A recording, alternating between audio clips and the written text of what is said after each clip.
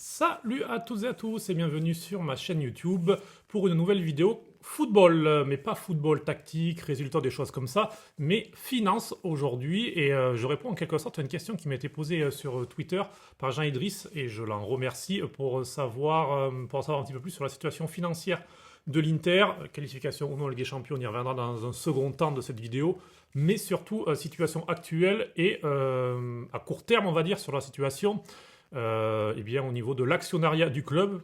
Et ça tombe bien puisque ce matin, regardez, hop, il sort les 24 Ore, journal économique italien de référence, eh bien, fait sa une sur l'Inter, avec, vous le voyez, la photo de Romelu Lukaku. Alors, ce n'est pas pour revenir sur les cris racistes dont l'attaquant belge de l'Inter a été honteusement victime mardi à l'Allianz Stadium de Turin lors de la demi-finale allée de Coupe d'Italie, mais c'est pour parler, eh bien, au niveau de l'actionnariat, une possible vente du club. Une nouvelle fois, c'est un petit peu un serpent de mer, vous le savez, depuis maintenant un an et demi, on parle d'une possible vente de l'Inter de la part eh bien de Suning, qui, dans la période post-Covid, eh bien, n'a plus la possibilité financière d'investir dans le club. On rappelle que le club a été acheté en 2016 par Suning pour 250-260 millions d'euros. Alors, il y avait plusieurs choses à l'intérieur. Il y avait aussi une augmentation de capital, il y avait plusieurs choses, mais voilà, c'était une somme pour les 69% du club. Les 31% restants ont été achetés par Lyon Rock à Thorir, donc pour 133 millions d'euros, donc ça fait 69% Suning, 31 Lyon Rock. On est dans cet actionnariat-là pour le moment au niveau de l'Inter. Je vous le disais, 2016-2020, 600-700 millions d'euros à peu près investis par Suning. Gros développement du club au niveau des partenariats, notamment en Asie, mais pas que. Puis le Covid est arrivé, tout s'est fermé avec la politique en Chine. Et depuis, l'Inter est en autofinancement. Et comme l'Inter a des bonnes recettes, et ça repart depuis le post-Covid, puisqu'en 2021-2022, les recettes sont arrivées à 439 millions d'euros. Donc c'est un bon chiffre. Mais les dépenses sont trop élevées, puisqu'il y a eu un déficit de 140 millions d'euros en 2021-2022. Après les 245 millions d'euros en 2020-2021. Donc voilà, l'Inter brûle, on le dit, en gros 10-15 millions d'euros par mois, fait 10-15 millions d'euros de déficit chaque mois. Donc voilà un peu pour la situation économique de l'Inter. Et donc, eh bien, Investcorp, qui s'intéresse à l'AC Milan il y a un an, qui a été frustré de ne pas l'avoir, puisqu'ils étaient très très proches d'obtenir l'achat du club, eh bien, pourrait revenir et depuis novembre s'intéresse eh bien, à l'Inter, aurait vraiment étudié le cas entre novembre et décembre. Ce ne seraient pas les seuls sur les 24 Ore. Il y aura aussi d'autres fonds d'investissement américains ou moyen Proche-Orient qui auraient regardé la question Inter sans trop approfondir. En revanche, ce fonds-là eh bien, aurait approfondi, recommencerait depuis quelques semaines à creuser eh bien, cette possibilité d'acheter l'Inter via eh bien, surtout eh bien, des investisseurs venant du Bahreïn, puisque dans le panorama du football, si on prend tout le Moyen-Orient et le Golfe Persique, un peu cette zone-là, en fait le Bahreïn est le seul pays qui utilise le soft, soft power par le sport. Ils ont un Grand Prix de Formule 1 par exemple, le Bahreïn. Voilà, on sait, c'est un peu comme les Émirats Arabes Unis, comme l'Arabie Saoudite, comme le Qatar. Ce sont des pays qui s'appuient sur le sport. Mais dans le football, donc, ils n'ont pas encore réussi d'acheter un grand club en Europe. Et eh bien, comme l'AC Milan, ça ne s'est pas fait, comme ils n'ont pas eu d'ouverture pour le moment, a priori, en Première Ligue, il y aurait la possibilité Inter. Alors, est-ce possible? Oui, sans doute, d'autant plus eh bien que l'Inter, on l'a dans une situation à court terme assez délicate. Il y a ce prêt contracté au prix d'Octree qui arrivera à échéance en mai 2024. Il faudra rembourser 275 millions d'euros plus 12% de taux d'intérêt. Le paquet, on va le faire à 300 millions. Dans cette vidéo, je vais essayer de ne pas vous abreuver de chiffres précis comme ça, de faire quelque chose de global. Donc on va dire 300 millions d'euros remboursés à Octree en mai 2024. C'est un prêt qui était contracté par Zhang, non pas par l'Inter, mais par Grand Tower, qui est la société luxembourgeoise qui gère l'Inter. Il y a Suning, Grand Power, et donc l'Inter. Et donc Steven Zhang prend l'argent de Grand Power pour les mettre dans les caisses de l'Inter lorsqu'il en a besoin. Et effectivement, les 275 millions d'euros qui ont été contractés après le Covid pour pouvoir payer tous les coûts, en fait, que ce soit les salaires, les coûts de fonctionnement, et pour combler les déficits, eh bien, tout cet argent n'a pas encore été utilisé, notamment grâce à la vente de Romelu Lukaku, qui n'était pas forcément prévue lors de l'été 2021, qui a rapporté plus de 100 millions d'euros dans les caisses. Ça a permis d'abaisser eh bien, les déficits, de régler un peu plus les bilans, et du coup, Steven Zhang a pu un peu temporiser sur l'utilisation de ces 275 millions d'euros, donc tout n'est pas utilisé, donc pour les rendre, on verra d'ici mai 2024, mais si tout n'est pas utilisé, pour les rendre c'est un peu moins compliqué, s'il reste 100-130 millions d'euros encore dans les caisses de Grand Tower. Donc voilà, il y a donc octroi 2024, sachant que si le prêt n'est pas remboursé, les actions en fait sont en gage, donc ça veut dire que octroi récupère le club pour zéro. Si Steven Zhang via Grand Tower ne rembourse pas, octroi a un club de foot, comme ça qui lui arrive à les actions. Donc voilà, a priori octroi ne serait pas intéressé à faire comme a fait Elliott qui a récupéré le club, l'AC Milan comme ça pour la même façon, prêt non remboursé, ils ont récupéré le club, ils l'ont développé, ils ont réduit les déficits, ils ont augmenté les recettes, ils l'ont remis en Ligue des Champions et le club a été revendu donc 1,2 milliard d'euros l'été dernier. 1,2 milliard d'euros, ce serait la somme demandée par Steven Zhang pour vendre l'Inter. Donc même évaluation du coût, sachant que je vous le disais avant, l'Inter a plus de recettes, mais l'Inter fait aussi plus de déficits. L'Inter a ce prêt qui logiquement, donc le prêt d'octroi serait remboursé par Suning, puisque c'est Grand Tower, ça appartient pas à l'Inter le prêt. Donc dans la somme d'1,2 milliard d'euros, si le club devait être vendu dans 3 mois, voilà, ça veut dire que Steven Zhang prend l'argent et rembourse octroi. Ça marcherait logiquement comme ça. Ensuite, il y a aussi le bond, ces obligations prises sur le marché de la bourse luxembourgeoise. 415 millions d'euros à échéance 2027, taux d'intérêt à 6%. Ça, c'est un ancien bond, en fait, qui était de 2022. Et fin 2022, l'Inter, là, celui-ci appartient vraiment à l'Inter, par contre, l'a refinancé, le faisant passer de 380 à 415 millions d'euros.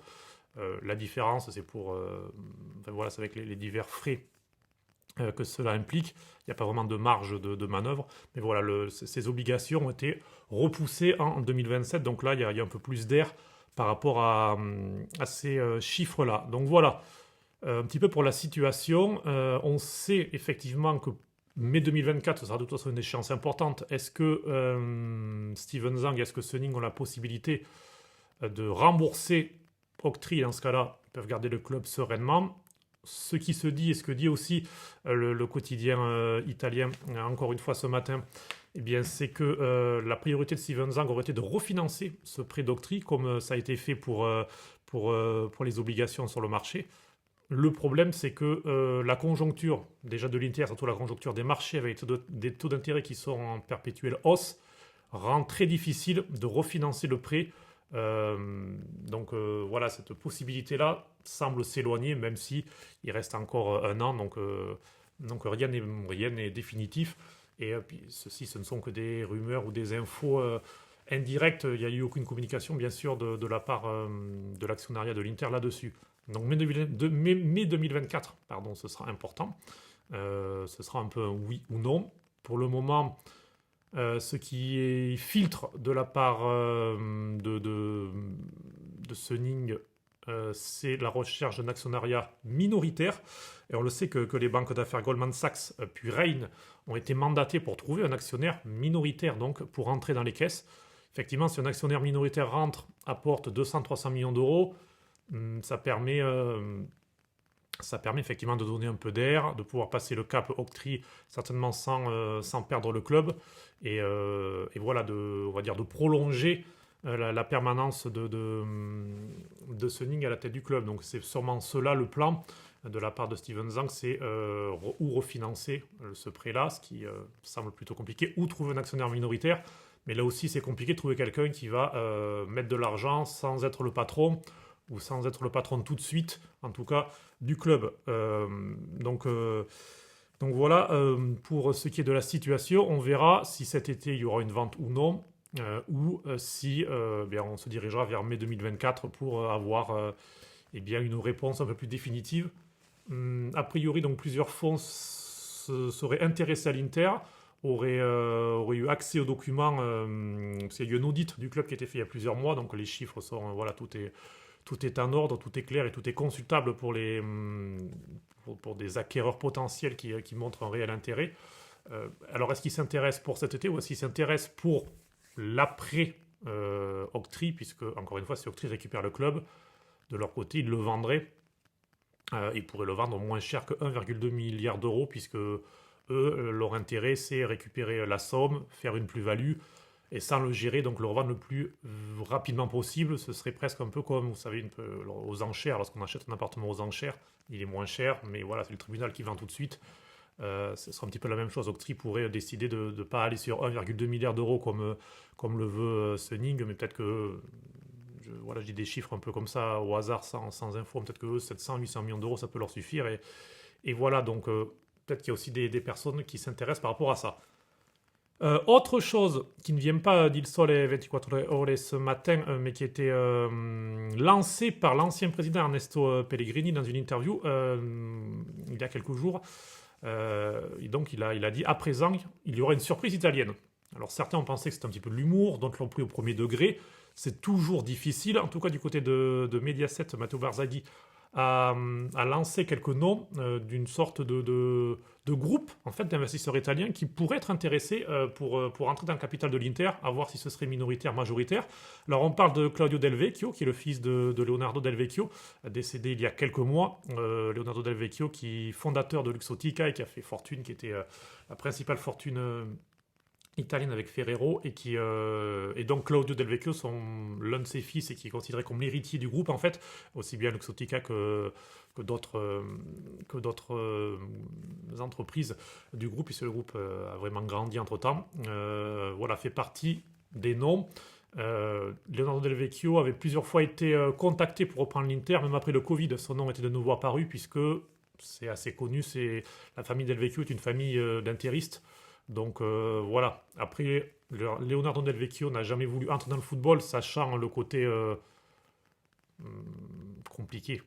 On le sait qu'on ne va pas dans le football pour gagner de l'argent, on en perd souvent. Donc il n'a jamais voulu aller sur ce terrain-là, par choix. On verra si son fils Claudio Del Vecchio, lui, fera un choix contraire.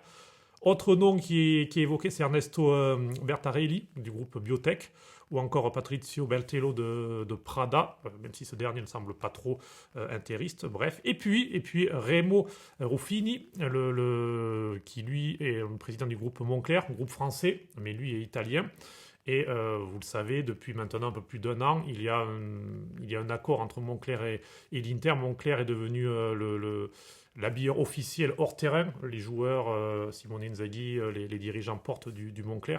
Très très belle capsule comme collection, d'ailleurs je vous la conseille. Un peu cher, mais vraiment belle. Donc voilà, et il y a d'autres noms aussi. Donc on pourrait imaginer un ou plusieurs de ces personnes peut-être entrer comme actionnaires minoritaires, voire majoritaires de l'Inter. Peut-être que pour faire un groupe comme ça d'actionnaires italiens, c'est une possibilité.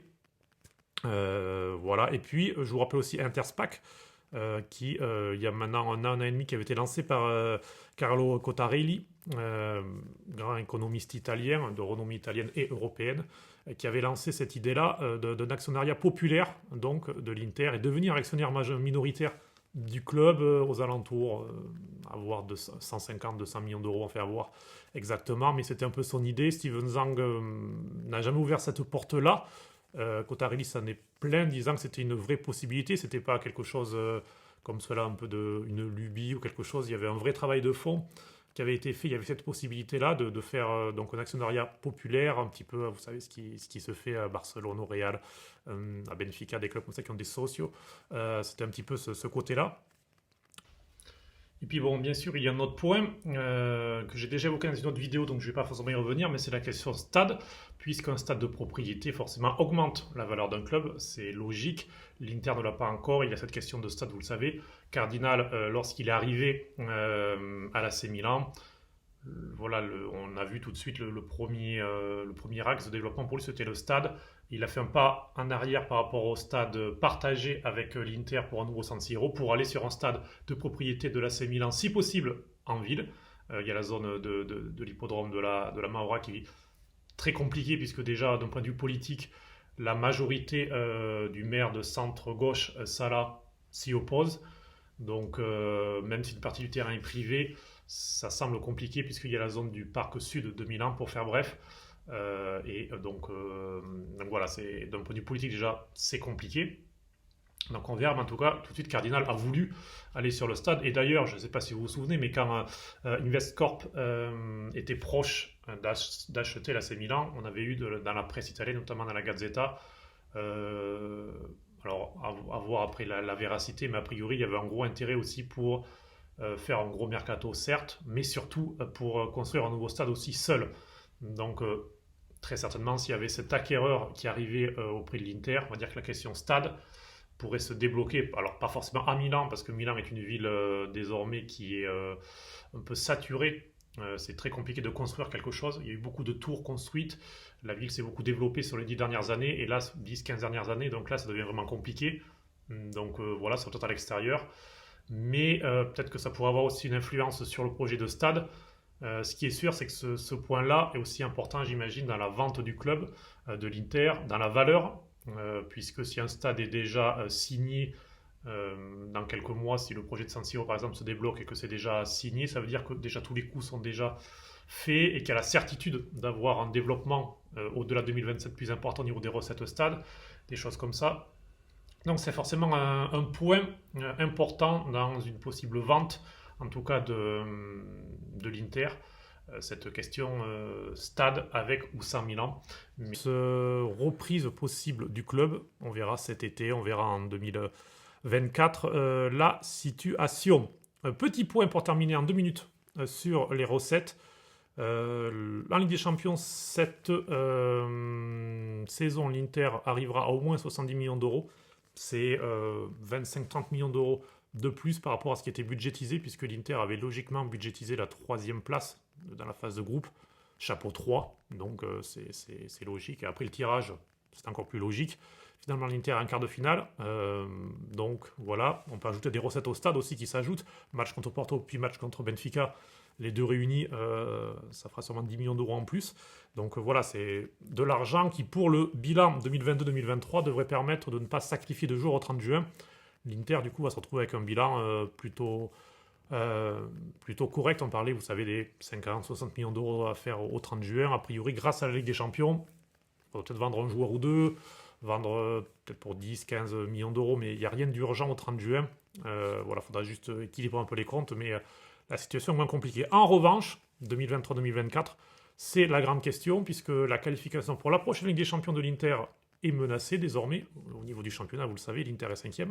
Donc, forcément, on parle entre un parcours en Europa League et un parcours en Ligue des Champions, les différences entre le market pool, entre toutes les diverses entrées pour la participation en Ligue des Champions, puis les recettes, c'est à minima 30 millions d'euros de moins. Donc, s'il n'y a pas de qualification de l'Inter pour la prochaine Ligue des Champions, ça veut dire que l'Inter part avec cette somme-là en moins par rapport au plan, puisque le plan de l'Inter est d'être tous les ans en Ligue des Champions désormais, d'un point de vue et sportif et comptable. Donc, forcément, ça voudrait dire au 30 juin, pas forcément devoir vendre beaucoup tout de suite, mais voilà, pendant l'été, il y aurait sûrement des sacrifices à faire. On pense à Bastoni, notamment, on pense à Brozovic, vous connaissez les noms, mais bon, je ne vais pas rentrer dans le mercato. Ce matin, la Gazzetta parlait des prolongations de contrat, notamment d'Edin Dzeko et de Vrij, qui sont un petit peu menacés en cas de non-qualification Ligue des Champions. Dzeko 5 millions nets, de Vrij 4, donc ça fait 9 millions nets, ça fait dans les 17 millions bruts sur une saison. Donc ça pourrait faire partie des coupes en cas de non-qualification, puisqu'il faudrait abaisser forcément la masse salariale. Mais bon, ça on aura l'occasion d'y revenir prochainement. J'ai fait ce tour-là. J'espère que ça vous a plu, cette vidéo. N'hésitez pas à à commenter, à vous abonner également à la chaîne YouTube si ça vous plaît, à la partager. Et puis moi je reviendrai sûrement la semaine prochaine pour parler football cette fois-ci, puisqu'il y a un match assez intéressant, donc voilà, on aura sûrement l'occasion d'y revenir. Bon week-end de Pâques à tous, ciao ciao.